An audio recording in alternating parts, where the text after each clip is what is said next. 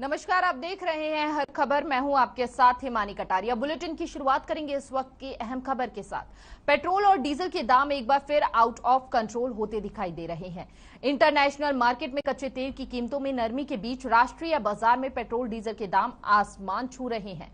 भारतीय तेल कंपनियों ने आज भी पेट्रोल डीजल की कीमतों में बढ़ोतरी की है। राजधानी दिल्ली में पेट्रोल डीजल की कीमतों में 80 पैसे की बढ़ोतरी की है, जिसके चलते दिल्ली में अब तक पेट्रोल 101 रुपए 1 पैसा प्रति लीटर जबकि डीजल 92 रुपए 27 पैसे प्रति लीटर बिक रहा है। वहीं मुंबई में पेट्रोल का रेट 115 रुपए 88 पैसे प्रति लीटर पर पहुंच चुका है, जबकि डीजल की कीमत 100 रुपए 10 पैसे प्रति लीटर पहुंच गई है। देखिए ये खास रिपोर्ट।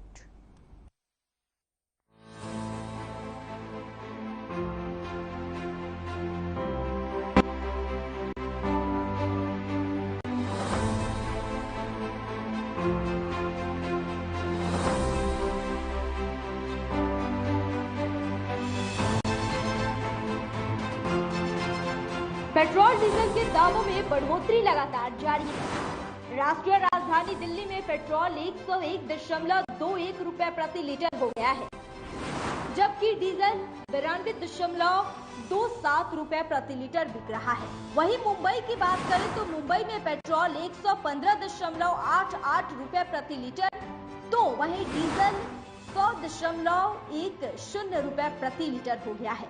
इसके अलावा कोलकाता में पेट्रोल 110.52 रुपए प्रति लीटर जबकि डीजल 95.42 रुपए प्रति लीटर बिक रहा है। अब बात चेन्नई की जाए तो वहां पेट्रोल 106.62 रुपए प्रति लीटर जबकि डीजल 96.76 रुपए प्रति लीटर हो गया है। वहीं पेट्रोल और डीजल के दाम बढ़ने से आम जनता को महंगाई का सामना करना पड़ेगा, क्योंकि इससे खाने पीने के सामान भी महंगा हो सकते हैं। इसका असर उनके जेब पर नहीं, उनके जीवन पर भी पड़ रहा है। आइए आपको दिखाते हैं ग्राफिक्स के जरिए कि 9 दिन में पेट्रोल और डीजल के दाम कितने बढ़े हैं। तेल कंपनियां पेट्रोल डीजल के दाम धीरे धीरे बढ़ा रही हैं। 22 से 29 मार्च की बात करें तो सिर्फ 24 मार्च को दाम स्थिर रहे। 9 दिनों में 8 बार बढ़े तेल के दाम। पेट्रोल के दामों में 22 मार्च को 80 पैसे, 23 मार्च को 80 पैसे, 25 मार्च को 80 पैसे, 26 मार्च को 80 पैसे, 27 मार्च को 50 पैसे, 28 मार्च को 30 पैसे, 29 मार्च को 80 पैसे बढ़े और 30 मार्च को 80 पैसे बढ़े। इस तरह से अब तक पेट्रोल 5.60 रुपए प्रति लीटर महंगा हो गया है। वहीं 9 दिनों में 8 बार बढ़ी पेट्रोल डीजल के दाम। डीजल की कीमतों में 22 मार्च को 80 पैसे, 23 मार्च को 80 पैसे, 25 मार्च को 80 पैसे, 26 मार्च को 80 पैसे, 27 मार्च को 55 पैसे, 28 मार्च को 55 पैसे, 29 मार्च को 70 पैसे का इजाफा हुआ है और 30 मार्च को 80 पैसों का इजाफा हुआ है। इसके चलते अब तक डीजल 5.80 रुपए महंगा हो चुका है। बात करें हरियाणा की तो प्रदेश में पेट्रोल के भाव शतक पार कर गए हैं। 9 दिन में 8 बार पेट्रोल डीजल की कीमतों में बदलाव देखने को मिला है। प्रदेश में पेट्रोल डीजल 80 पैसे प्रति लीटर महंगा हो गया है, जिसके चलते कई शहरों में पेट्रोल के दाम शतक पार कर गए हैं।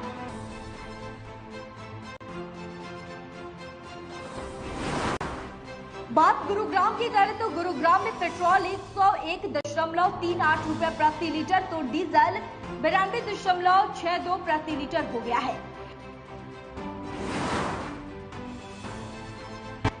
वहीं फरीदाबाद में पेट्रोल 101.78 प्रति लीटर तो डीजल 93.00 प्रति लीटर।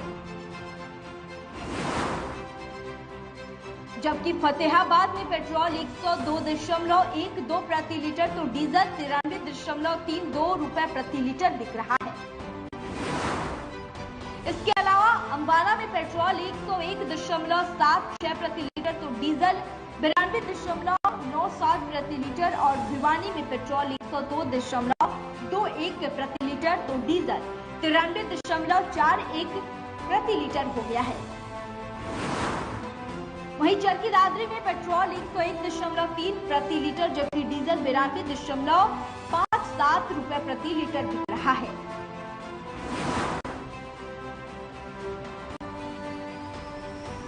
तेल की बढ़ती कीमतों पर विपक्ष पहले से ही हमलावर है।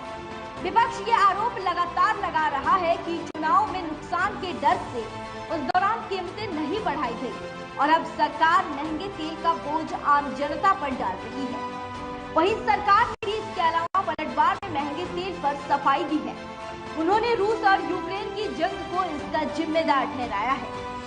साथ ही सरकार के मुताबिक जंग का असर क्रूड ऑयल की कीमतों पर पड़ा है और दुनिया भर की इकोनॉमिक पर इसका असर देखने को भी मिल सकता है। हालांकि ऐसा लगता है कि तेल कंपनियों ने जोर का झटका धीरे से देने का फैसला लिया है।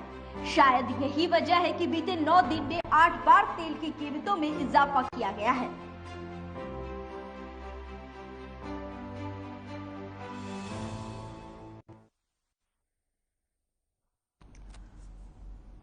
तो सीधा रुख करेंगे इस वक्त की बड़ी खबर की और जो फतेहाबाद से सामने आ रही है। इस वक्त की बड़ी और अहम खबर, बोर्ड की परीक्षा शुरू हो चुकी है।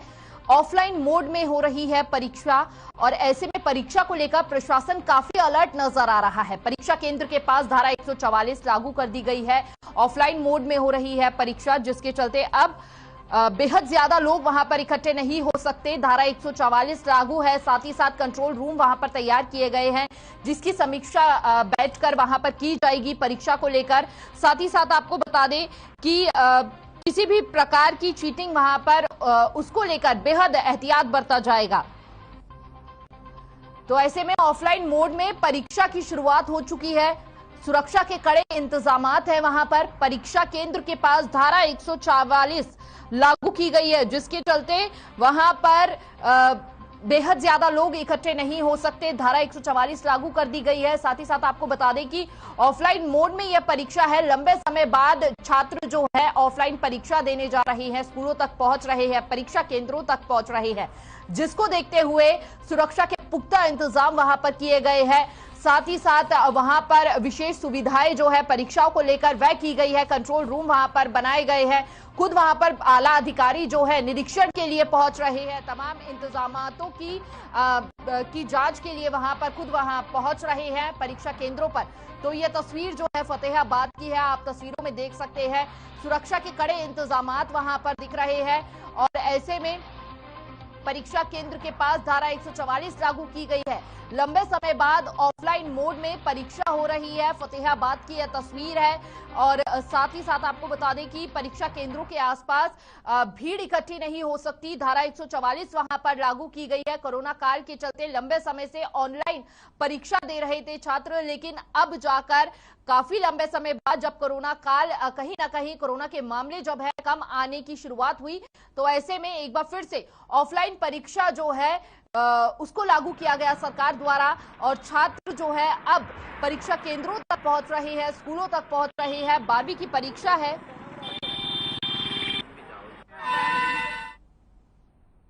तो प्रदेश में आज से हरियाणा बोर्ड की परीक्षाएं शुरू हो गई हैं, जिसको लेकर पलवल जिले में 10वीं और 12वीं की परीक्षा लेने के लिए 72 सेंटर बनाए गए हैं। वहीं शिक्षा विभाग की ओर से पलवल में 6 सीएम फ्लाइंग की टीमें भी तैनात की गई हैं, जो सेंटरों पर जाकर परीक्षा की जांच करेंगी। साथ ही पुलिस ने सुरक्षा व्यवस्था के लिए पुख्ता इंतजाम किए हैं। इतना ही नहीं, परीक्षा केंद्रों से 200 मीटर के दायरे में धारा 144 लगाई गई है। वहीं पुलिस का कहना है कि अगर कोई धारा 144 का उल्लंघन करेगा तो उसके खिलाफ सख्त से सख्त कार्रवाई की जाएगी।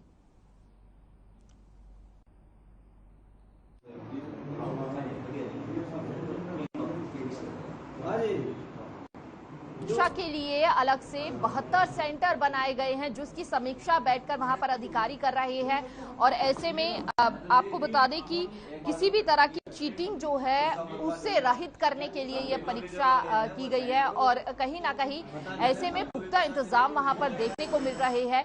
72 सेंटर है जहां पर तमाम स्टाफ वहां पर मौजूद है और परीक्षाओं की समीक्षा करने के लिए वहां पर मौजूद है। इसके अलावा आपको बता दें कि तमाम बड़े आला अधिकारी जो है वहां पर निरीक्षण के लिए पहुंच रहे हैं कि किस तरह से जो है वहां पर इंतजाम है। और साथ ही साथ आपको यह भी बता दें कि धारा 144 वहां पर लागू की गई है।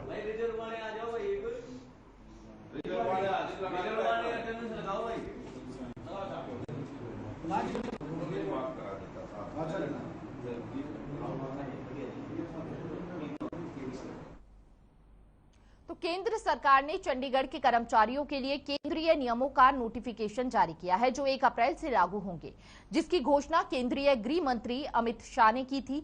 वहीं केंद्र ने इस मामले में पंजाब सरकार के विरोध को दरकिनार कर दिया है। जानकारी के मुताबिक चंडीगढ़ के कर्मचारियों पर अभी तक पंजाब सिविल सर्विस रूल्स लागू होते हैं।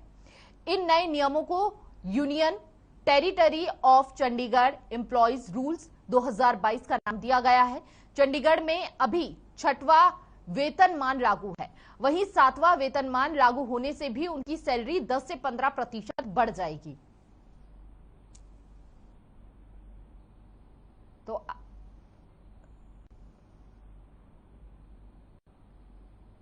7वां वेतनमान से होगा फायदा। ऐसे में बड़ी राहत मिलने जा रही है, बड़ी खुशखबरी प्रदेशवासियों को। तो पंजाब से बीजेपी के सुभाष शर्मा ने हर खबर के साथ विशेष चर्चा के दौरान बताया कि बीते 2 दिन पहले गृह मंत्री अमित शाह का बयान केवल चंडीगढ़ के मुलाजिमों के लिए था जिन्हें केंद्र सरकार की तरफ से वेतन मिला जाना है। ऐसे करने से उनके वेतन में बढ़ोतरी होगी। इसी मुद्दे को लेकर हमारे पंजाब ब्यूरो हेड स्वर्णजीत सिंह बावा से सुभाष शर्मा के साथ उन्होंने खास बातचीत की। उन्होंने क्या कुछ कहा वो आपको सुनवाते हैं। नमस्कार, हर खबर देख रहे सभी दर्शकों का बहुत बहुत स्वागत है। लगातार पंजाब में राजनीतिक सरगर्मी तेज हो चुकी है। जिस दिन से देश के गृह मंत्री अमित शाह ने चंडीगढ़ को लेकर के बयान दिया है, चाहे आम आदमी पार्टी हो चाहे कांग्रेस पार्टी हो, हर राजनीतिक दल का नेता आगे आकर के चंडीगढ़ में पंजाब की जो 60% भागीदारी है उस पर बात कर रहा है। और आज इसी संदर्भ में हमारे साथ मौजूद हैं सुभाष शर्मा जी, जो कि महामंत्री हैं भारतीय जनता पार्टी पंजाब के। बहुत बहुत स्वागत। Thank you. सुभाष जी, बीते कल श्रोमणी अकाली दल ने भी प्रेस कॉन्फ्रेंस की। प्रोफेसर प्रेम सिंह चंदू माजरा, डॉक्टर दलजीत चीमा और उसी दिन प्रदेश के वित्त मंत्री हरपाल सिंह चीमा भी यही बात कहते हैं कि हम ऐसा होने नहीं देंगे। Bharatiya Janata party union territory जो है चंडीगढ़ को रखना चाहती है और पंजाब का हस्तक्षेप बिल्कुल खत्म करना चाहती है। बिल्कुल सरासर झूठ, सरासर भ्रम, जरासर गुमराहकुन प्रचार कर रहे हैं। ये जो मुद्दा है, ये मुद्दा तो यूटी कैडर के जो एम्प्लॉई हैं, कर्मचारी हैं, उनको पे स्केल क्या मिलेगा और उनके सर्विस रूल क्या होंगे, सिर्फ इतना ही मुद्दा है। पंजाब का जो चंडीगढ़ पर अधिकार है, जो लेजिटिमेट राइट है, वो अधिकार यथावत है, जस का तस कायम है। लेश मात्र, इंच मात्र भी इस मुद्दे का उस अधिकार पर कोई फर्क नहीं है। और ये जो लोग शोर डाल रहे हैं, खास करके कांग्रेस पार्टी के मेरे मित्र मैं देख रहा था बोल रहे हैं, मैं इनको याद दिलाना चाहता हूं कि 1 नवंबर 1966 को जब पंजाब रीऑर्गेनाइजेशन एक्ट बना, लागू हुआ, तब से लेके 31 मार्च 1991 तक 25 साल चंडीगढ़ कैडर के एम्प्लॉइज पर सेंट्रल सर्विस रूल ही लागू थे, पंजाब के सर्विस रूल नहीं थे। तो क्या वो 25 साल पंजाब का चंडीगढ़ पर अधिकार कम हो गया था? क्या किसी पॉलिटिकल पार्टी ने ये इशू उठाया था? था ही नहीं, क्योंकि पंजाब के अधिकार का और कर्मचारियों के सर्विस रूल और तनख्वाह का कोई आपस में तालमेल नहीं है। अभी भी जो केंद्रीय गृह मंत्री जी ने घोषणा की है, उसके पीछे इशू ये है कि चंडीगढ़ के जो एम्प्लॉइज हैं, कर्मचारी हैं, वो लंबे समय से मांग कर रहे थे कि हमें पंजाब के पे स्केल की जगह सेंट्रल पे स्केल दिया जाए, पंजाब के सर्विस रूल की जगह सेंट्रल सर्विस रूल दिए जाए। और क्यों कर रहे थे? क्योंकि 1992 में जब सेंट्रल सर्विस रूल से पंजाब सर्विस रूल बना था, तब इसलिए बना था कि पंजाब के पे स्केल ज्यादा थे।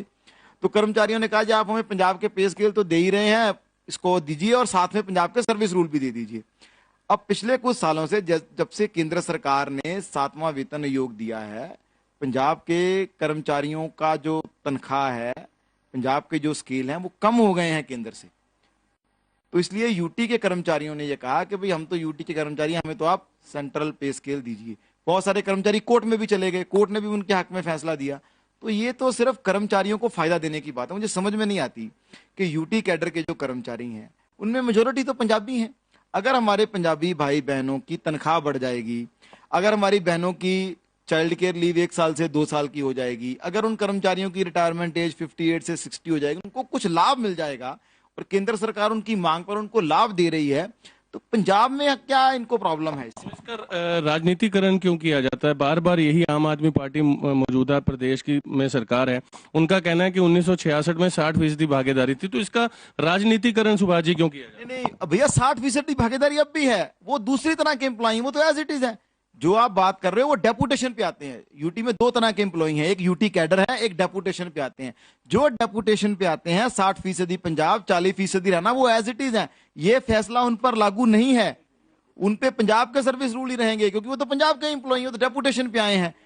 ये विरोध इसलिए हो रहा है कि इनको ये लग रहा है कि अब चंडीगढ़ के कर्मचारियों को तनख्वाह बढ़ जाएगी, उनको फायदा मिलना शुरू हो जाएगा, तो पंजाब के कर्मचारी झंडा उठाएंगे कि भैया हमारे भाई बहन जो चंडीगढ़ में हैं उनको ज्यादा तनख्वाह मिल रही है, तो हमको क्यों नहीं मिल रही है। और ये सवाल पंजाब की पुरानी सरकारों पर भी है, चाहे वो बादल साहब की सरकार थी, चाहे अब वो कांग्रेस की सरकार, खास करके क्या जो सरकार कांग्रेस की रही। आपने पंजाब के कर्मचारियों की इतनी दुर्दशा कर दी, इतनी धक्केशाही की उनके साथ कि चंडीगढ़ के एम्प्लॉइज को लगा कि पंजाब के सर्विस रूल लेके तो हमने तो गलती कर ली, हमारी तो तनख्वाहें भी कम हो गई, हमें तो नुकसान हो रहा है, तो वापस सेंट्रल पे स्केल पर जाना चाह रहे थे। अगर आपने पंजाब के मुलाजमों को उनका हक दिया होता, अगर आपने उनको 7वां पे कमीशन दिया होता, अगर आपने उनकी सुध ली होती, तो चंडीगढ़ के एम्प्लॉइज ये डिमांड ही ना करते और हमारी सरकार ये करती भी ना। प्रेम सिंह चंदूमाजरा का कहना है कि ऑल पार्टी मीटिंग बुलाना चाहिए भगवंत मान को, और अगर ऐसा नहीं करते तो हम राष्ट्रपति के पास जाकर के ज्ञापन।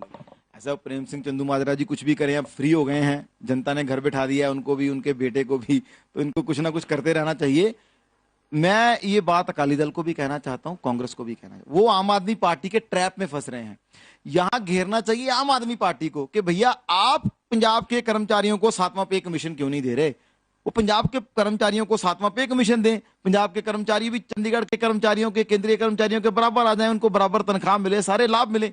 तो मुद्दा तो ये है कि जो फायदा केंद्र पंजाब के लोगों को देना चाहता है, चंडीगढ़ के लोगों को, एम्प्लॉइज को, यूटी कैडर के, वो फायदा पंजाब के कर्मचारियों को पंजाब सरकार क्यों नहीं दे रही। इस बात पर इनको घेरना चाहिए, ये उल्टी दिशा में चल रहे हैं। ये थे हमारे साथ सुभाष शर्मा, जो कि महामंत्री भारतीय जनता पार्टी। अब देखना होगा कि आगे चल करके आम आदमी पार्टी इस पर क्या प्रतिक्रिया देती है। देखते रहे हर खबर। कैमरा पर्सन हरदीप के साथ मैं स्वरण, नमस्कार। तो चंडीगढ़ में पंजाब बिजली बोर्ड के खिलाफ आईटीआई के छात्र बिजली मंत्री हरभजन सिंह को ज्ञापन देने के लिए पहुंचे।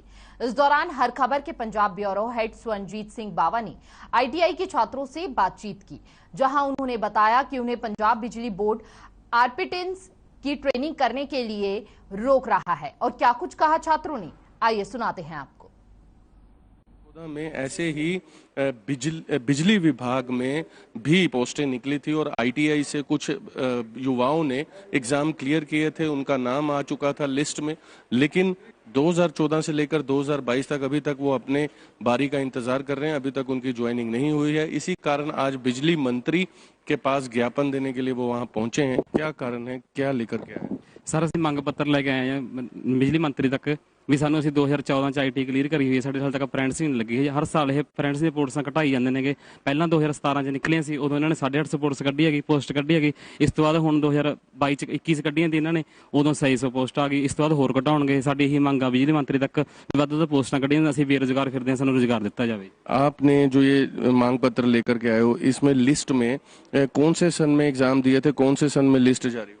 ਸਰ ਲਿਸਟ ਤਾਂ ਇਹ 2021 ਚ ਪੋਸਟ ਆਈਆਂ ਸੀਗੀਆਂ, ਉਦੋਂ ਲਿਸਟ ਜਾਰੀ, ਸਾਡੇ ਦੋਨਾਂ ਮੈਰਿਟ ਲਿਸਟਾਂ 'ਚ ਨਾਮ ਵੀ ਆਇਆ ਸੀਗਾ ਤੇ ਸਾਨੂੰ ਮੇਲ ਵੀ ਕੀਤੀ ਗਈ ਸੀਗੀ। ਤੇ ਬਾਅਦ 'ਚ ਸਾਨੂੰ ਜਦੋਂ ਅਸੀਂ ਇੱਥੇ ਆਏ, ਇਹ ਕਹਿੰਦੇ ਵੀ ਪਰਸੈਂਟੇਜ ਵੱਧ ਚੱਕੀ ਗਈ, 90% ਚੱਕ ਲਏ ਨੇ। ਅਸੀਂ ਹੁਣ ਬਾਕੀ ਜਿਨ੍ਹਾਂ ਦੀ 80% ਨੇ, 85% ਨੇ, ਉਹ ਕਿੱਧਰ ਜਾਣਗੇ? 90 ਤੋਂ ਇਹਨਾਂ ਨੇ ਪਰਸੈਂਟ ਚੱਕ ਲਈ ਸੀ। 2014 ਤੋਂ ਬੇਰੁਜ਼ਗਾਰ ਆਂਗੇ ਅਸੀਂ ਵੀ। ਆਖਰ ਨੂੰ 40-40 ਹਜ਼ਾਰ ਰੁਪਏ, 50-50 ਹਜ਼ਾਰ ਰੁਪਏ ਦੇ ਕੇ ਆਈਟੀ ਕਰੀ ਹੋਈ ਹੈਗੀ। ਇੱਕ ਗੱਲ ਹੋਰ ਹੈਗੀ, ਜਿਹੜਾ ਕਰੋਨਾ ਟਾਈਮ ਦੇ ਵਿੱਚ ਕੋਈ ਆਈਟੀ ਨਹੀਂ ਲੱਗਦੀ ਸੀ, ਕੋਈ ਕਾਲਜ, ਕੋਈ ਸਕੂਲ ਖੁੱਲ੍ਹਾ ਨਹੀਂ ਸੀਗਾ।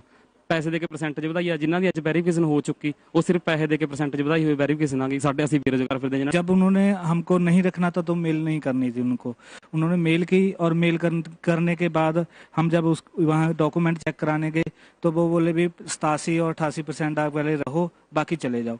आप पहले मेल ही ना करो, जब मेल कर दी वो अमृतसर से, कोई फिरोजपुर से, कोई फजलिका से, इतने बच्चे आए और उनको कराया बड़ा। आप भी देख सकते हो कितनी हरासमेंट होती है। तो अब 21 तरीके हम हरासमेंट हो रहे हैं। चार अब आप मांग पत्र में क्या लेकर के आए? ਸਰ ਮੰਗ ਪੱਤਰ 'ਚ ਇਹੀ ਹੈ ਵੀ ਸਾਡਾ ਜਿੰਨਾ ਬੈਚ ਹੈਗਾ ਸਾਡੀ ਉਹ ਪੂਰੀ ਕੀਤੀ ਜਾਵੇ। ਸਾ ਮੰਗ ਪੱਤਰ ਅਸੀਂ ਲੈ ਕੇ ਆਏ ਜੀ ਨਾਲ। कुछ कहना चाहते ये अप्रेंटिस है सर, ये एक ट्रेनिंग है, जस्ट ओनली ट्रेनिंग है। 1 साल का इसका टाइम पीरियड है जो बिजली बोर्ड महकमे की तरफ से दी जाती है एज अ लाइनमैन और एज अ वायरमैन। और ये अप्रेंटिस इसलिए हम बिजली बोर्ड की इसलिए हम मांग कर रहे हैं क्योंकि डिपार्टमेंट अगर हम किसी और डिपार्टमेंट से ट्रेनिंग करके जाते हैं और बाई चांस बिजली बोर्ड की पोस्टें निकल जाती हैं तो वो बिजली बोर्ड नहीं मानता है किसी भी और डिपार्टमेंट की ट्रेनिंग। हैं ट्रेनिंग बिजली बोर्ड में लगानी जरूरी है। और ਸਰ ਇਸ ਅਪ੍ਰੈਂਟਿਸਸ਼ਿਪ ਕਰਨ ਤੋਂ ਬਾਅਦ ਅਸੀਂ ਪ੍ਰਾਈਵੇਟ ਜੌਬ ਕਰ ਸਕਦੇ ਹਾਂ। ਇਹ 2009 ਤੋਂ ਬਾਅਦ ਬੰਦ ਕਰੀ ਗਈ ਹੈ ਜੀ। 2009 ਦੇ ਵਿੱਚ 2 ਸਾਲ ਦੇ ਵਿੱਚ 2 ਵਾਰੀ ਅਪ੍ਰੈਂਟਿਸਸ਼ਿਪ ਲੱਗਦੀ ਸੀ। ਜਿੰਨੇ ਵੀ ਬੱਚੇ ਅਰਜ਼ੀਆਂ ਦਿੰਦੇ ਸੀਗੇ ਸਭ ਨੂੰ ट्रेनिंग लगती सी। इसका सर ये है डिपार्टमेंट से जितने बच्चे हर साल रेगुलर ITI कर रहे हैं डिपार्टमेंट को भी उतना चाहिए ना कि ट्रेनिंग उनकी सबकी लगे, ट्रेनिंग उनकी सबकी लगे।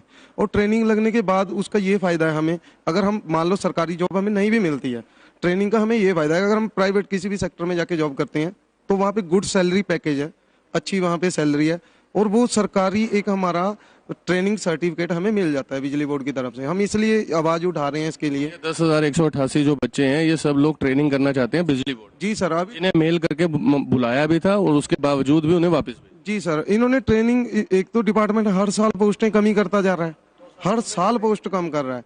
और इन्होंने जो इसका हर साल की प्रोसेस है कि डिपार्टमेंट ने ट्रेनिंग हर साल लगानी ही लगानी है, तो मैं जो इनका बिजली डिपार्टमेंट है उन्होंने 2017 में वैकेंसीज आउट की। 800-850 पोस्ट थी इनकी, उस टाइम इन्होंने आउट की। तो इसका रिजल्ट जो इसको कंप्लीट करते प्रोसेस को इन्होंने 3 साल लगा दिए। कौन से मंत्री को मिलना चाहते हैं?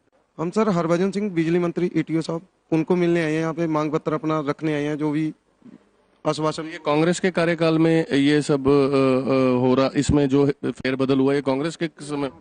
ਇਹ 2009 ਤੋਂ बदल होया जी। 2009 तो पहले साल में 2 बारी ट्रेनिंग लगती थी। जितने भी शिक्षार्थी ट्रेनिंग लिए जो अप्लाई करते थे सभी को ट्रेनिंग मिलती थी। चलिए, आपने देखा कि किस प्रकार से आज युवाओं को और आम आदमी पार्टी के लिए भी बहुत बड़ी जो एक मैं ये कहूंगा कि पंजाब में लगातार जो खामियां हैं, जो कठिनाइयां हैं, जो पूर्व सरकारें जो कि दे करके गई हैं, तो आम आदमी पार्टी के मंत्रियों के लिए ये भी बहुत बड़ी चुनौती रहेगी। और आज इसी संदर्भ में हरभजन सिंह ETO जो कि बिजली मंत्रालय जिनके पास है, उन्हें मिलने के लिए, उन्हें ज्ञापन देने के लिए युवा यहाँ पर पहुंचे हैं। और देखिए कितनी बड़ी विडंबना है कि ITI इंडस्ट्रियल ट्रेनिंग इंस्टीट्यूट जो है वो पंजाब सरकार के अधीन है और यही युवा जो है बिजली बोर्ड में अप्रेंटिस ट्रेनिंग करना चाहते हैं ताकि उनका फ्यूचर जो है सिक्योर हो सके। अब ये देखना होगा कि आने वाले समय में मंत्री जी किस तरह से संज्ञान लेते हैं।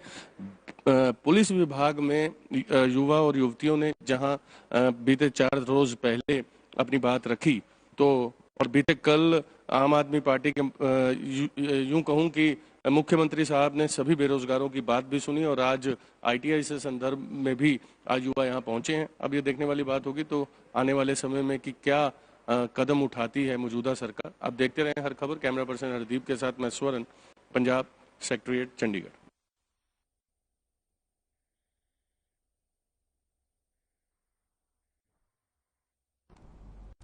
चलिए खबरों में आगे बढ़ेंगे। चरखी दादरी में पिछले 21 साल से चल रहा दूरदर्शन रिले केंद्र को दूरदर्शन महानिदेशक नई दिल्ली के निर्देश अनुसार बंद कर दिया गया। दूरदर्शन निदेशक ने चरखी दादरी में स्थित दूरदर्शन रिले केंद्र की नीलामी के आदेश दिए, जिसके तहत चरखी दादरी के दूरदर्शन रिले केंद्र से सभी उपकरण हटाए जा रहे हैं। लोगों तक सूचनाएं पहुंचाने में दूरदर्शन का अहम योगदान है, लेकिन दूरदर्शन रिले केंद्र को बंद किए जाने से स्थानीय लोगों में भारी रोष है। चरखी दादरी दूरदर्शन रिले केंद्र को शुरू करवाने की मांग को लेकर स्थानीय नागरिकों को कई बार जिला उपायुक्त के माध्यम से ज्ञापन सौंपा है। वहीं हरियाणा के उप मुख्यमंत्री को भी स्थानीय नागरिकों ने इस मामले के बारे में अवगत करवाया है, लेकिन कोई ध्यान नहीं दिया गया। दूरदर्शन रिले केंद्र चरखी दादरी दिनांक 13 जुलाई 2021 को दूरदर्शन महानिदेशक नई दिल्ली के आदेशानुसार बाह्य रूप से बंद कर दिया गया और इसके उपरांत दिनांक 23 अगस्त 2021 को यहाँ से जो सेवाएं थी इसकी पूर्ण रूप से बंद कर दी गई और अनुरक्षण केंद्र हिसार के निदेशक ने महानिदेशक दूरदर्शन के आदेशानुसार ही जो प्रोटोकॉल में था इसकी नीलामी प्रक्रिया शुरू कर दी गई।